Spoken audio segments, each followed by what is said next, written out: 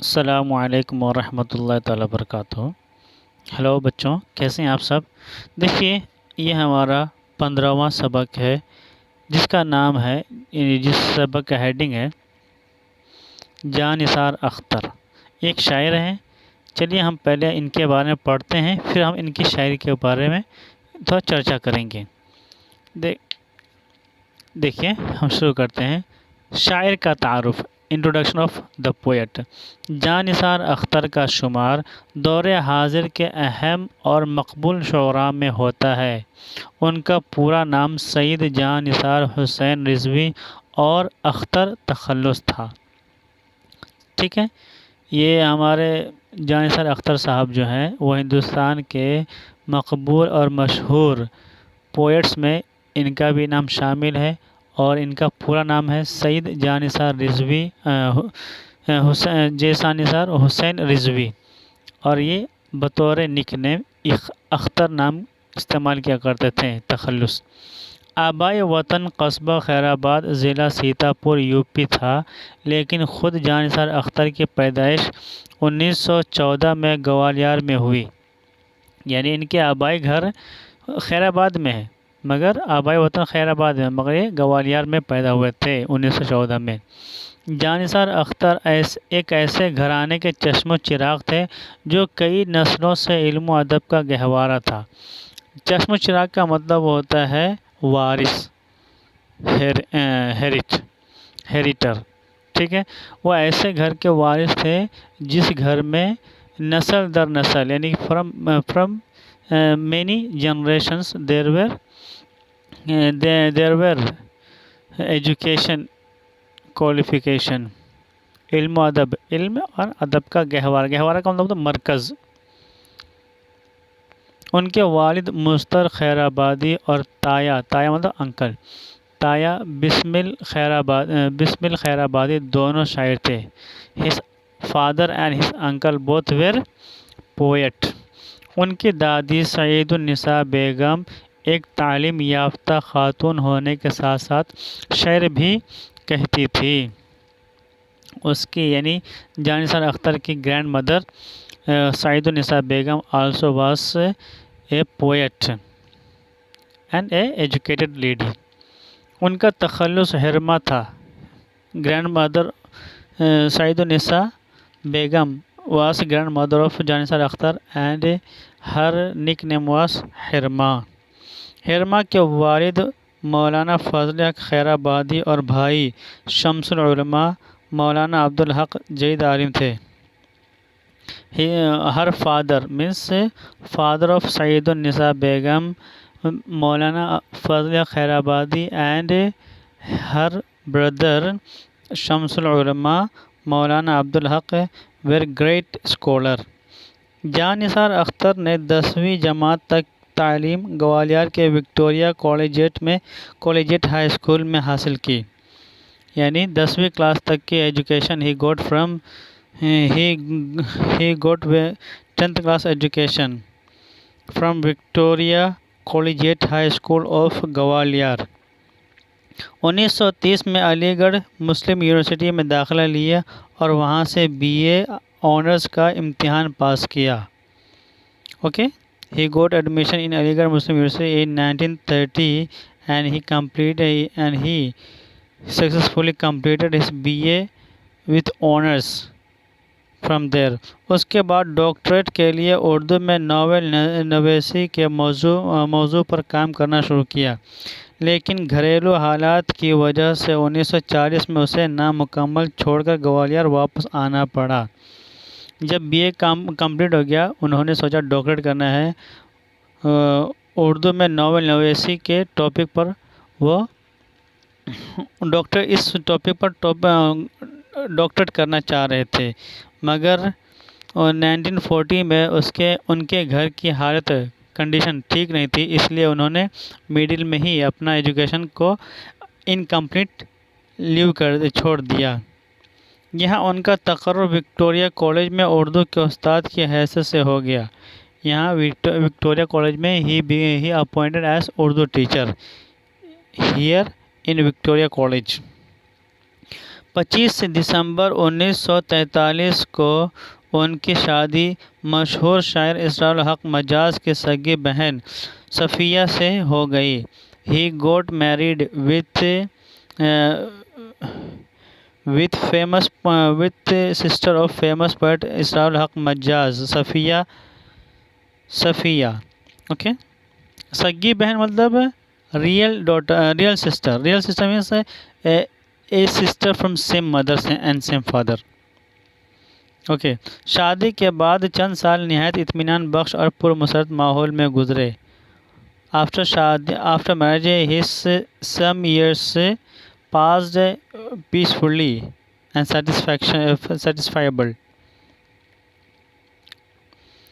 1947 میں ملک کی آزادی کے بعد فسادات کا 1947 میں ملک کی آزادی کے بعد کا جو اذیت ناک سلسلہ ہوا اس کی لپیٹ میں گوالیار بھی آ گیا. جب ہندوستان کی تقسیم ہوئی اس وقت جو فسادات ہوئے تھے اس فسادات اور اس اذیت ناک کے سلسلے میں گوالیار میں بھی پریشانیاں آئیں اور جاں نثار اختر کو گوالیار کی سکونت ترک کر کے ریاست بھوپال میں پناہ لینا پڑی. خوش قسمتی سے انہیں یہاں حمیدیہ کالج میں صدر شعبہ اردو و فارسی کی جگہ مل گئی. جب گوالیار میں پارٹیشن آف انڈیا کی وجہ سے گوالیار میں بھی پریشانی ہوئی تو انہوں نے گوالیار کو ترک کر دیا. وہاں پہ اپنا سیٹلمنٹ کو ہٹا کر وہ بھوپال چلے گئے. بھوپال چلے جانے کے بعد لکیلی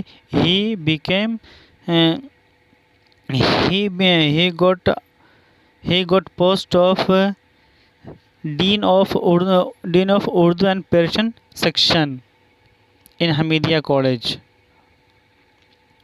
کچھ دنوں بعد صفیہ اختر کا تقرر بھی اس کالج میں لیکچرر کی حیثیت سے ہو گیا.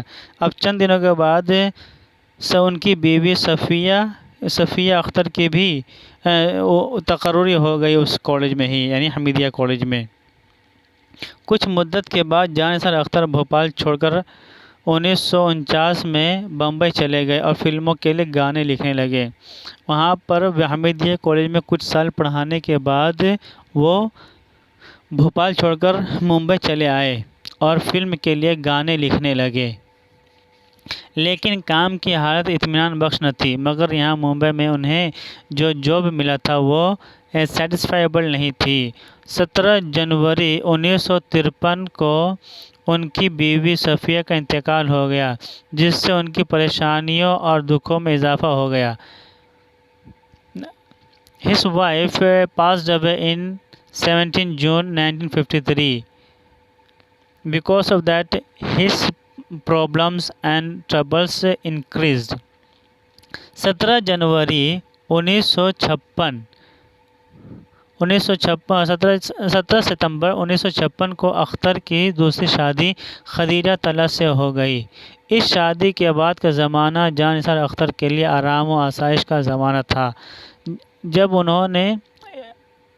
جاں نثار اختر صاحب نے 17 ستمبر 1956 میں دوسری شادی خدیجہ طلعت نامی ایک عورت سے کی. یہ دوسری شادی کے بعد جاں نثار اختر کی زندگی بہت ہی آرام اور لگژریس ہو گئی تھی. ایک فلمی شاعر کی حیثیت سے انہیں خاص شہرت حاصل ہوئی اور زندگی خوشحالی اور فارغ البالی کے ساتھ بسر ہونے لگی. As a filmic poet, he got reputations and he could pass his life happily without tension free. 18 اگست 1976 کو بمبئی میں دل کا دورہ پڑنے سے انتقال ہو گیا. He passed away in 18 August in 1976 because of heart attack. جاں نثار اختر کے 7 مجموعے شائع ہو چکے ہیں. سلاسل، تارے گریباں، نظر بتاں، جاویداں، گھر آنگن، خاک دل، پچھلے پہر. ٹھیک ہے. خاک دل پر نومبر 1974 میں سویت دیش نہرو ایوارڈ اور 1976 میں ساہتیہ اکادمی ایوارڈ بعد از مرگ دیا گیا. یہ خاک دل پر 2 ایوارڈ ملے. ایک ایوارڈ سویت دیش Nehru award in 1974 in November and Sahitya academy award in 1976 okay after his death.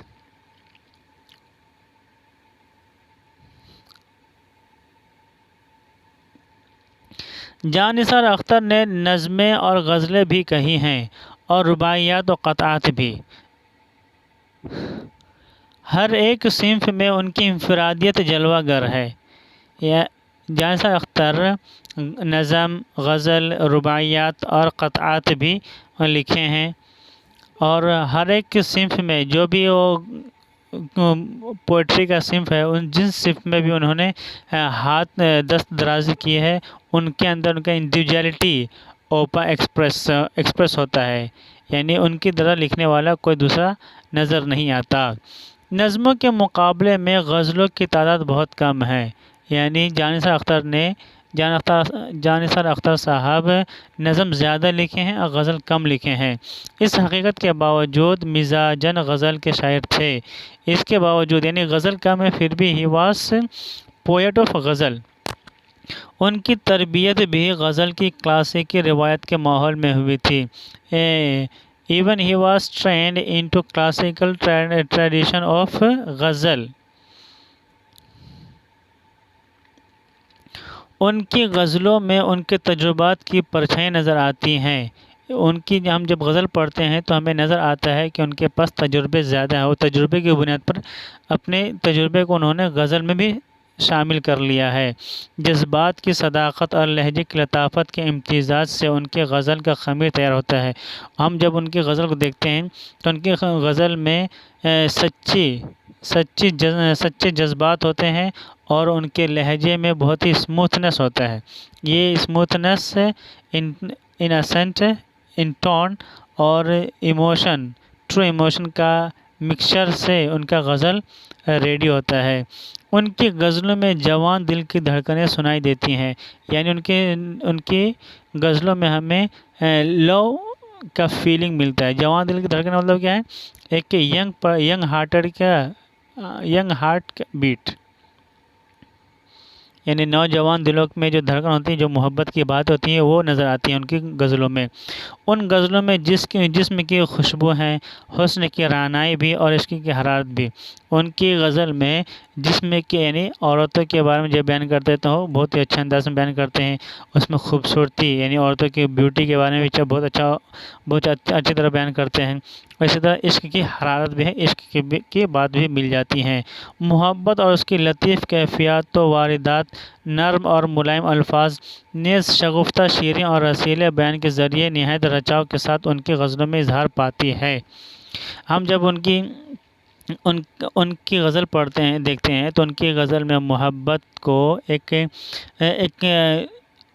اچھے انوکھے انداز میں بیان کیا گیا ہے، اور محبت کے جو واقعات ہوتے ہیں ان واقعات کو بہت ہی سلیقے سے بیان کیا گیا ہے. مٹھاس یعنی پڑھنے سے ہم کو مٹھاس کا مزہ یعنی میٹھا پن احساس ہوتا ہے، جس میں ایک جیسے کوئی میٹھی چیز کھایا ہو تو ہماری زبان میں ایک پانی سا آ جاتا ہے، جیسے جس کو ہم کہتے ہیں رسیلا. جیسے رسگلا کھاؤ تو رسگلے میں کیسا رس ٹپکنے لگتا ہے. اسی طرح ہم جب ان کی شاعری پڑھتے تو ہم کو ان کی شاعری میں رسیلا نظر آتا ہے اور مٹھاس نظر آتی ہے. ٹھیک ہے، یعنی انہوں نے محبت کو اتنے انوکھے انداز میں بیان فرمایا ہے کہ ایک رسیلا اور میٹھا پن محسوس ہوتا ہے ہمیں. یہ خصوصیت ان کی غزلوں میں حسن و دلکشی کا باعث ہے. یہ اسپیشلٹی ان کی غزل کو بیوٹی اور اٹریکٹیو بناتی ہیں، اور ان کی بدولت وہ ایک منفرد اور کامیاب غزل کو قرار پاتے ہیں. Because of that he is accepted as a unique and successful ghazal poet.